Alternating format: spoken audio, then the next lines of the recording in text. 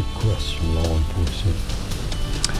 Welcome back, everyone. Open line. We are talking about the debate. It was just on News Channel 5 and News Channel 5 Plus. The mayoral candidates were on there. Our first real chance to see them answer questions in a debate forum. Larry Woods is here with me, a debate expert, a local politico. So, Larry, again, thank you. We're streaming this live on our Facebook page. We're taking phone calls. I'm going to take a quick question here on Facebook. Christy Michelle Appleton Jernigan asked which candidate was most pro-law enforcement. What do you think about that? That's hard to discern from the debate tonight. Several of them expressed strong support for more programs for youth, and age and youth has a direct bearing on the crime rate in the community, every community.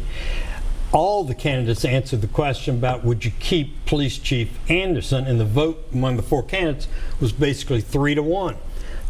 Cooper, Swain, and Clemens, I all heard in different ways saying, I want new leadership in the police department. Mayor Browling, on the other hand, said he basically said he doesn't agree 100% of the time with Chief Anderson, but does support him. So I hear that as 3-1 vote on Chief Anderson. But law enforcement, I think, is more what Cooper talked about. He made the point we've got 130 vacancies on the police force that we haven't been able to fill.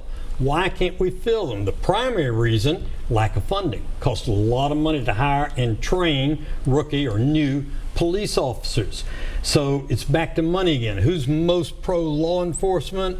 I'd urge voters to examine it in terms of who's going to fill the vacancies, who's going to urge the police force to go forward on good technology like body cameras. You know, body cameras are great for law enforcement as well as for citizens who are concerned about the performance and ethics of law enforcement. If we have a body camera film, you know, that's going to be great backup for the police officer who did it right and is arguing that he or she did it right. And great backup for community confidence in law enforcement when we can all see it on Channel 5. Here's the video from the body camera.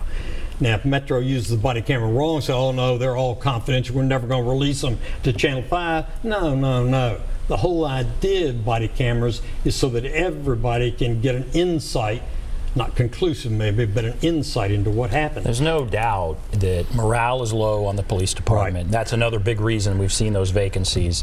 And so it was interesting to hear that question about Chief Anderson. I believe it is Cooper who has been endorsed by the Fraternal Order Police. A lot of police officers live outside of Davidson County. You know, how powerful is that endorsement? I bet we'll see it in a commercial, but it's an interesting question. That's a good question. Let's go back to the phones. Let's go back to Taylor here. Hello, Taylor. Man, good evening, and to Mr. Democrat himself sitting there with you. I found the debates very, very good tonight, more so than Jack, apparently. Yeah, Jack wants to leave the state. Yeah, I know. I think Blasio up in New York might suit Jack. But anyway, as far as these body cams, if it were up to Mayor Briley and Chief of Police, we wouldn't have those for another 5 years. And it's disappointing to me when the mayor did give so much credit to Chief Anderson. He was also a big supporter of our previous school board chairman, who is now gone. Not chairman, the right, Sean Joseph, right? I know what you mean. Right. But I thought Mr. Cooper and Miss Swain both made the best presentations tonight. Representative Clements was a chicken in every pot and a smooth sailing on every highway was his main feature. But it's going to be an interesting race, and I see signs for all these different candidates in all different parts of town. It's not like I guess the mayor. You feel like all right, you might be breaking up, but he feels like he's seeing signs all over the county, for all of the candidates, and he thinks it'll be an interesting close race, which I think that's a fair assessment, certainly right now. I think it's going to be closer than the race a year ago, and therefore pretty exciting and probably a runoff. Let's go to Lucy. Hello, Lucy. Hello, Lucy. Oh, hey there, y'all. Hey, what's on your mind, Lucy? Well, I want to say something first to Mr. Woods. Mr. Yes. Woods, I enjoy it when I see you and Mr. Phillips on Inside Politics. I know I'm getting a fair debate and a fair analysis and a mature one. I just want to tell you how much I appreciate when I see you two on there. But I'm a conservative, and I agree with what Mr. Woods said about the Convention Bureau, his complete statement there about that. And I also agree with Jack. And I'm a conservative, but I'm not a neocon like Carol Swain is. I just, not today, Carol. I just can't go for Mrs. Swain. It's something like the Wolf of Wall Street kind of scenario that our politics have turned into, where it's spend the money, but it's not trickle down. I do not sit here and cut corners, rubbing two nickels together, trying to make a quarter out of it, to hand it over to somebody that's getting a favor every time they turn around.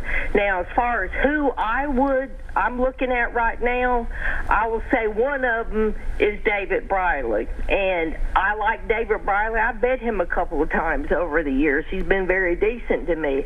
I don't agree with a lot of the things that he's done, but he's one of them. And the other one I'm not going to say.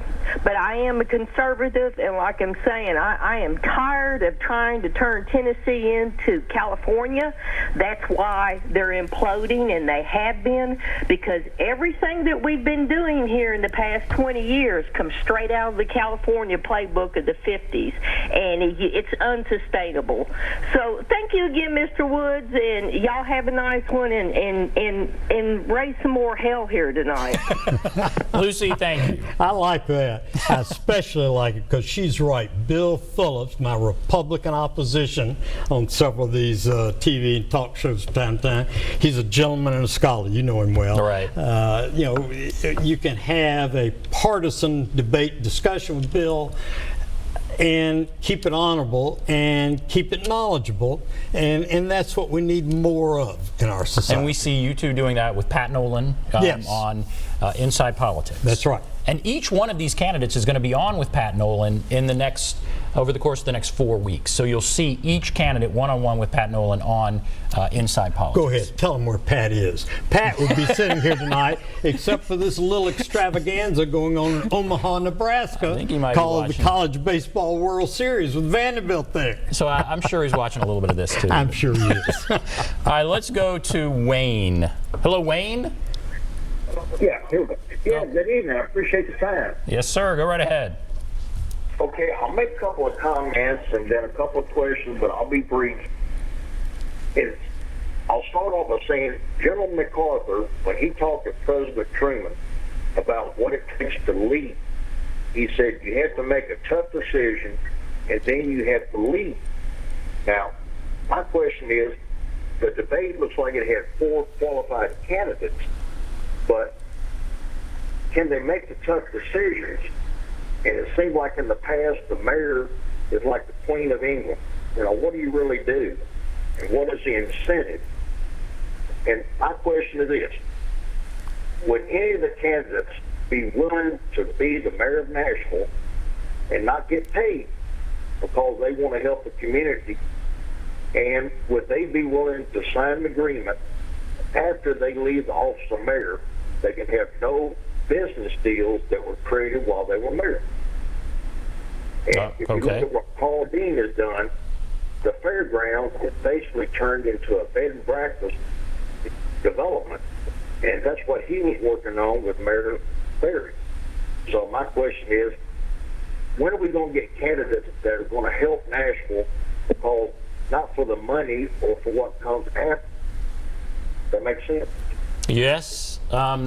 The notion of working for no salary. I think that's too much, because that says someone of moderate to lesser income, you can't hold public office. But I like your other idea a lot, saying to anybody that runs for mayor, governor, senator, etc., once you leave office, you may not lobby, you may not represent people who do work, business, etc., with the government. I think that's a wonderful idea.